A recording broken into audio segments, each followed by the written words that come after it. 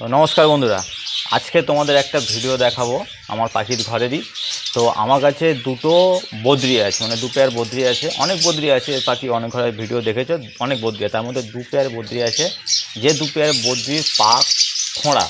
যেটা আমরা জানি, যারা পাখি পুষি তারা জানি যে পা খোঁড়া পাখি ডিম পারলে সেই ডিমে বাচ্চা হয় না, সেই ডিম আনফার্টাইল হয়।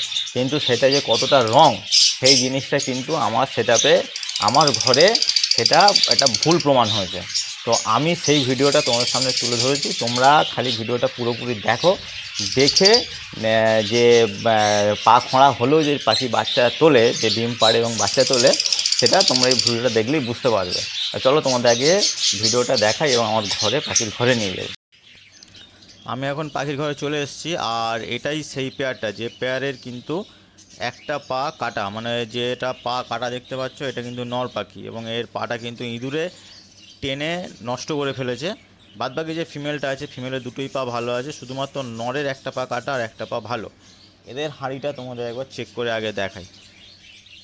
এই দেখো, এই দেখো, হাঁড়িতে কিন্তু একটা বাচ্চা অলরেডি ওঠা শুরু হয়েছে।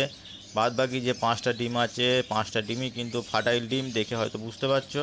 হ্যাঁ, 5টা ডিমই কিন্তু ফার্টাইল ডিম, একটা বাচ্চা সবে ওঠা শুরু করেছে। তো তোমাদের যেটা ভিডিও শুরুতেই বলেছিলাম, যে পাখির পা কাটা থাকলে নাকি ডিম পাড়ে না, বা ডিম পারলেও সে ডিম ফার্টাইল হয় না, বাচ্চা ওঠে না।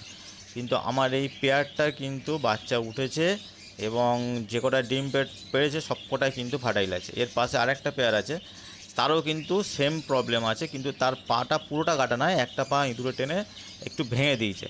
এটার পাটা পুরোটাই কাটা। তো এই পাটা কাটা নিয়েই কিন্তু সে ডিম বাচ্চা করা শুরু করেছে, ঠিক আছে।